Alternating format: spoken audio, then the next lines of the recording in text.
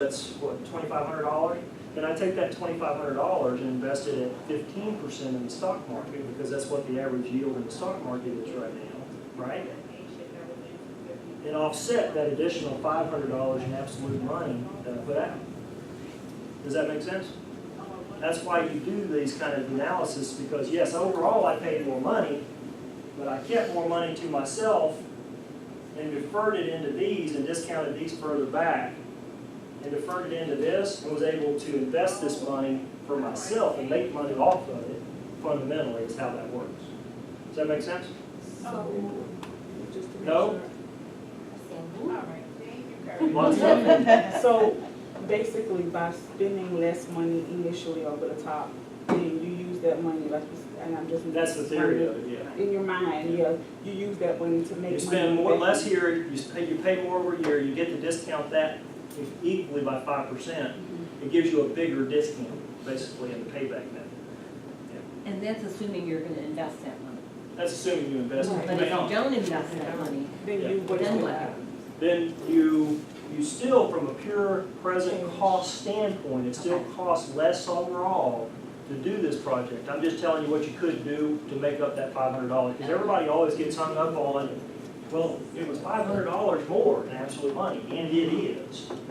But in terms of discounting backwards to say, what's the alternative? When you do discounted cash flow, when you're doing this, you're basically saying, what's my alternatives to invest money, right?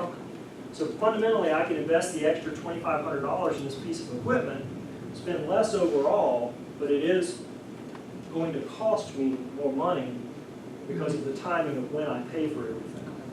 Because I didn't have that $2,500 available to me to do something else with. Make sense? Now the problem with this is what? As I told you. Do you see anything about the revenue it generated up here? Okay? So what happens if this one generates more revenue than that one? Would that change your mind, potentially? It could. So let's talk about that here in just a second. So this one, again, is based on time value money. This is that present cost approach. It assumes that both projects are equally as effective, i.e. their revenue streams are equal and their cost of use is equal. That may or may not be the case. That's why I said what happens if one makes more money than the other, right? And that's what we talk about as a problem in this approach. A, you don't know anything about revenues. B, you don't know anything past the time that you took to pay it back, okay? You don't know anything about the expected lifespan. You don't know anything about the expected residual rate of use in terms of efficiency of use. One may wear out and start becoming less useful in 8 years, and the other one may take 10 years to do it, those kind of things, okay? So, let's put some revenues with it. Now what did I tell you? This one may make more money, right? Even though from the other method, it said that I should buy option or alternative 2 because it had a least present cost value, right? But this one is making $6,000 in revenue a year, and this one's only making $5,900 a year. Oh. Is that good or bad? Well, it's really hard. So you do the same process. You discount, again, all of your costs, and you discount equally at that 5% rate your revenues, right, to present day value. And then you look for the difference. And that's why I have the 1,372 over here, because this one, from a net present value approach, what net present value is revenues, discounted present day revenues minus discounted present day expenses. Which one makes the most money from an absolute standpoint? Okay. That's not negative because it's right. No, I just put it Okay. there because that's the alternative. Yep. So what this one did was, it says you get $30,000 in revenue at 5% per year, discounted backwards 5 years, it comes up to $22,744 in today's money in revenue. So what that means is, if I take $22,744 and invest it in the bank today for 5 years at simple interest, at the end of 5 years, I'll have $30,000. That's just reversing that process of interest to today's money. And the same thing over here. If I can do this one, I'll only make $22,365 in today's money, or a net present value of $1,218. Okay? So when you use this method, you always take the one with the higher net present value. Okay? Because there is revenue stream associated with a lot of capital projects, particularly if this were an MRI machine. Because you put in a new MRI machine, you're going to expect to generate revenue with it, correct?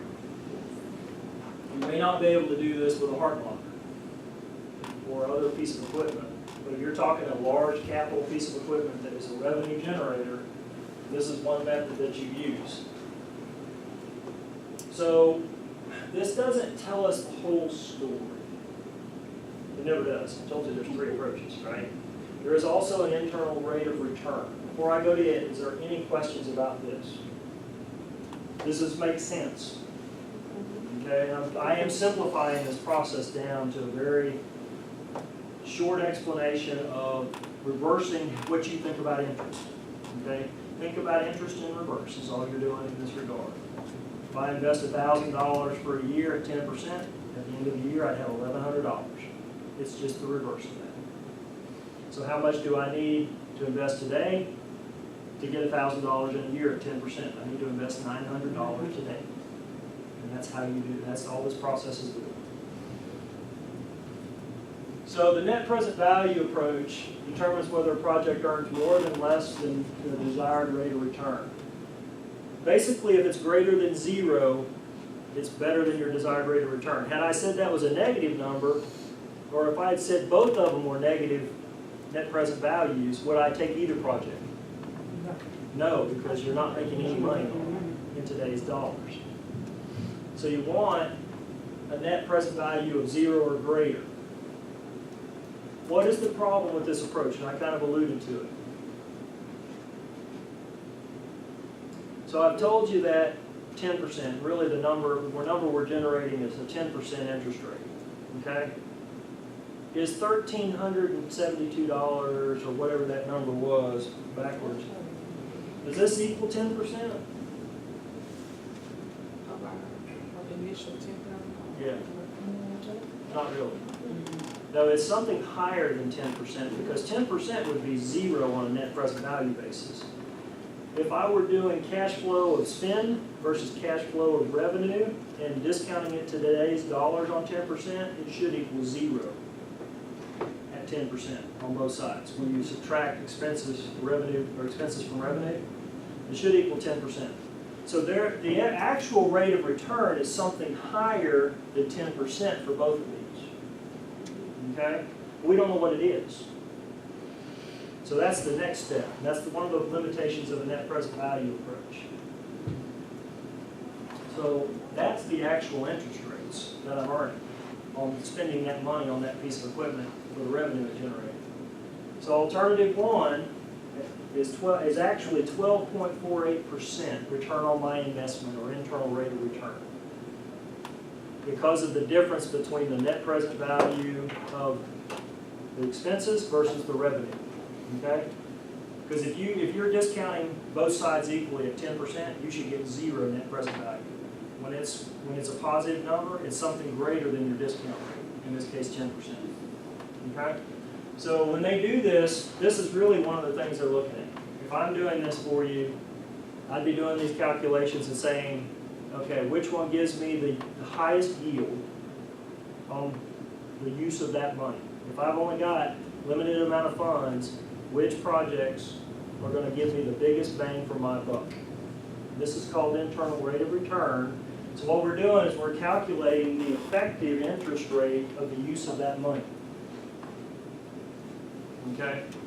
And in this case, it's 12.48%. Because of the fact that you're making more revenue in today's dollars than you spent on the project in today's dollars. Does that make sense for everybody?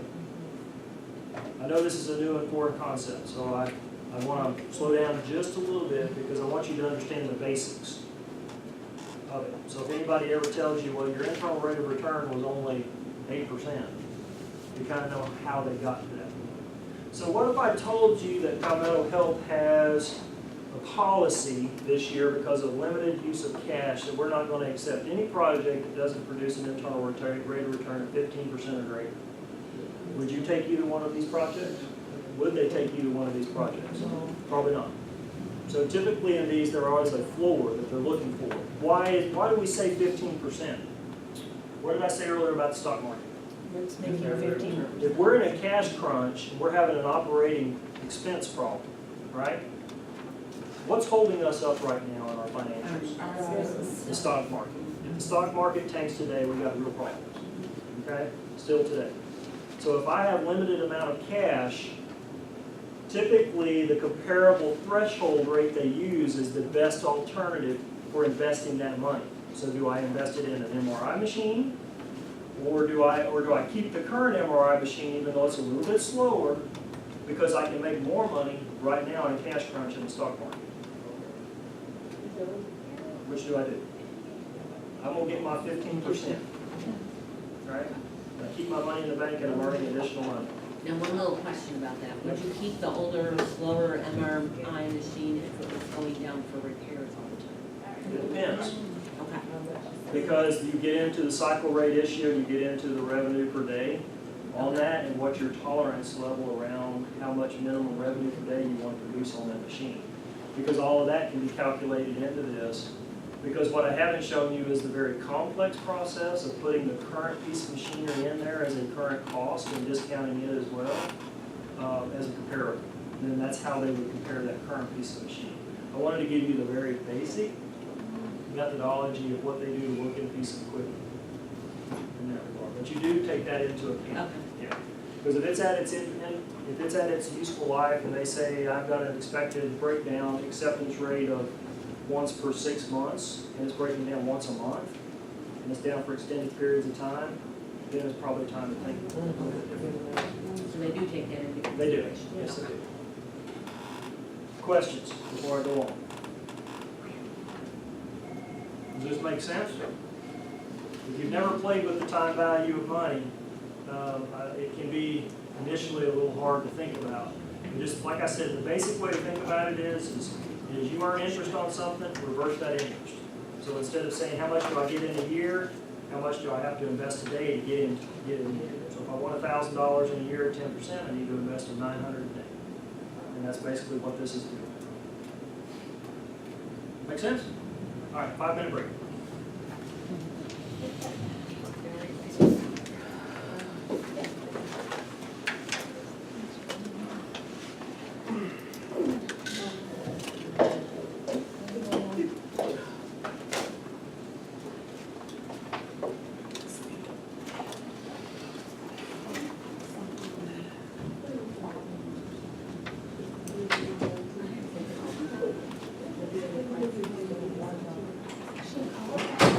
Yeah, we can give you some. Because actually, this is actually the program itself, it's in 5 seconds or less. I was gonna say, isn't there? There it is. We use a present value function in Excel, and you just put in some basic pieces of information, and that's how I did it. To kind of play with it.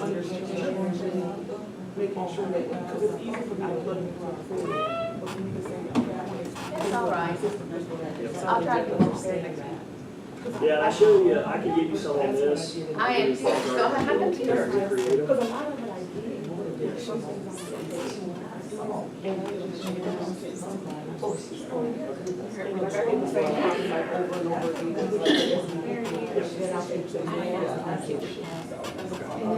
After that, get straight down to the cafeteria classroom. and that's what I did. I told Danielle after that, I was the very first day off. Well, you're gonna get problems as we go. If you're not, These are pretty good. I just changed it. I'll have to give you the explanation of each function. So Is there a bathroom through this that's one? really the easiest way to do it. yeah, not any stuff. Yeah, we're not trying to do all that. At the dad's door. Somewhere. You get stuff. Yeah, we have, Carol is actually. Seven to. Okay. So we'll, I can tell her that. Good morning. Tamika says she will provide fuel laptops. Yeah, we didn't have any. I don't know. I think Oh. they have it. I think so. So she's not here They're today. opening and sometimes patients stay 2 weeks, and sometimes they stay longer, it just depends. She said we'll be talking on more their about insurance and the how Ramsey class today. Yeah, we're gonna talk a little bit about it, but, as far as the main conversation about it is gonna be next week. So we're gonna talk a little bit about it in terms of. What I struggle with is, so we have 6 centers of care. Inside here, X number of inside patients, we have here. a fixed number of, the nurse manager always we don't have that. We have a nurse. And this varies, this unit just happens to have an active discharge nurse, and the charge nurses are on it. But I could start today with 24 patients. I could bring in all 5 of them, those with CNAs. At 5 o'clock, I could have 12 patients. I could, and maybe I can't send anybody home until 5 because the I'm gonna be discharges here are all back. day. When the I'm supposed midnight to be census in hits, something right now. this will show me having And then 12 we have patients. something. And this will show me overstaffed Leadership. Yep, and what for we're the whole previous shift, so your man hours, you'll never, and then my surgical unit is, our census fluctuates so much. And I can't send people home and just write it and the number drops to 12, because people have been documenting. And what you wind up with is kind of looking at how you gotta balance that out. The basic bottom line is if I can't do that, or I choose not to, how do I adjust somewhere else? Oh, I thought you were saying Well, I can put somebody on You night get shift off, to call, you take the day off. but if it looks like I've had those massive amounts of hours, and then if you throw orientee in there, it's just, it's like you're chasing numbers. The orientee's a whole different thing. Some places actually make orientation productive. You don't even have. See, we used to have something called all stats, and you could actually go in and adjust your When number. you're not here, You you're not could put here. in orientee or We, education. we're looking at, And then if you got called to the big house, you can say, okay, yeah, I had this, but this is what was going on. there is a function, I'm so trying to predictive get it. analytics and Chronos is an extension of ours we looked at. That I'm interested in, we will basically do that. It's basically scenario play where you can say, okay, if I take a person away, or if I have an orientee, or if I leave, what will it be? Or staff meeting or stuff like that, yes. And see, I was using, when I was cat, on top of a cat, we had those 7 hours, that's the massive amounts. And my productivity was like 69% one month. Yeah, I've got units over here that 50% of your range. 10% PTO higher, some of it's like 10%. It's like you can't meet productivity, it's no way possible. It's just- And then if you get told you can't have a nurse or a physician, but it could be somebody on maternal leave, somebody that's medical leave. You could have 2 or 3 hours. I've got 2 It's nurses right now around that's man got before I come to that. Bill Friendly. Well, I guess my question is, why should PTO ever be considered productive time? It's never going to be productive. Yeah, it's paid time, the calculations, but it's not productive. The trick with it is, what you'll see if you go against the question of the pre-test, you have to account for How many the patients did I term count? that you got to I focus saw on. patients, but did I round them? And I'll show you. Because you could have more FTEs than you need, Well, you and actually- not working people. No, you actually end up Had with to get that 2 patient moved I see to what you're another saying. unit. So if you say that you need, let's say that, well, with a PTO rate, if you have, So you that always took do like it 2 on a 28 hours to basis, get them right? moved and get them settled and calm the wife down. There you go. Not simple. Threaten There it is. I'm going to the news. 28 gets you one. I said, man, Used to tell me that. But, I'm calling WIS, so on if your you, side. so if you say they're gonna take 10% They've been on my vacation, side on this. They're I taking said, 1 Lord, hour I vacation. can't. That's some too that's much. I PTO said, I and some can't. can't. I said, I So got if you people on my need that home, person and I for need the to go entire sleep. 28, do you really have Can't do them? it. No, you only have a 29. Right. So that's why you have to No. count. I'm just gonna get it We're right gonna up every you day. have to expect everybody's. With a smile on my face. So you A calculate song in my everything. heart, and I pray on the You wheel. actually have a whole bunch of points. So That's if all I the got. target says That's all I you need, got. 30, you have, Mhm. And that's more why. bodies, you wouldn't have 30 bodies. That's why you off. I have to be off. So with your productivity, So when I that's come what back you're to work, here. there's a percentage of PTO that's built in for that productivity, but if you go above, Just because what I do is Monday down to Often it does penalize you. right, that's what I'm saying, why should that penalize you? I mean, that's what, I guess that's kind of my question. Yeah. So I know I have from 6 to 8 to go through my emails. Logical sense. And then what you point out is working a bunch of overtime, so then what they not taking vacation. Answer or whatever. The other things that I need to address, I print it out. And so I feel like if I'm going through my email, that's the biggest stuff for me out there. Oh, yeah. And then I'll listen to the voicemail, listen to them. And, So usually you go from there. So you I think what I did, that's on my kid, I think it was that Tuesday. I looked to see what my emails were when I started. If you didn't And control where it, they were at the end of the day, because I wasn't there, so I could couldn't. potentially I execute. looked at emails. That's like overtime, if you already short staffed. Well, it's You kind go of shoot a couple hours. difficult to deny PTO because you're gonna take the people off the start and they're capped. Right, yeah, and I They're- I was like, this is one day. I give you my 10. How this, how did you get a You always hundred? have policies that no more than 3 offers. And I want to ship it out. Some that was just like, you delete, but then there was a lot. Right, but it's Now, that's it. yeah, and then somebody told me, it's like, well, you need to put folders and this, that, and so there was one time we had a bunch of folders. But the folder thing got me in trouble because then I was like, crap, did I look at that folder? And then you go in the folder and I was like, I can't. And what you'll find is actually the majority of you Right, But I don't use it until I. see kind of right, right, but it initially. Yeah, that's it's like, probably true, we're just kind of just thinking Because then you're from having to open all the my. folders. Yeah, so I can't even do that. That's All right, everybody, let's get busy. We're gonna get into it just a little bit now. I'm gonna talk a little bit about kind of the background of forecasting demand, what makes a good forecast, but then I'm gonna get real quickly into the tool and show you the tool for Ninth Ortho and how the tool works. I'm going to email you the tool and what I would like for you to do. Does everybody have access to the historical annual demand? You know what your annual demand is, or can you get it for the last few years? You've sent your patient days? Do you know what it is for the last few years? I mean, what we can get from, Yeah, report the probably. way, our old, like, Well, we'll figure it out. But I want you to work with your director and figure out where your annual, for the last few years, your annual patient demand is, and I'm gonna show you where to plug it into. Now, Sarah, you may be in a bit of a disadvantage because you haven't been around very long. Yeah, How long and y'all we been open? steadily opened that, November 2015. Okay. So if you've long-standing and open, then great. See if we can find your demand. And I'll show you where to plug it and how to use this, because I want you to kind of see the differences for your unit in the accuracy of a forecast for 2019, because I have Ninth Ortho set up for 2019 forecast, okay?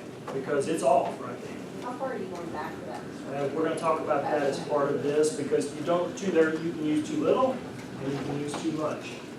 There is kind of a sweet spot of about no more than eight cycles or 8 periods, in this case 8 years of data. So if you're looking at months, 8 months of data. If you're looking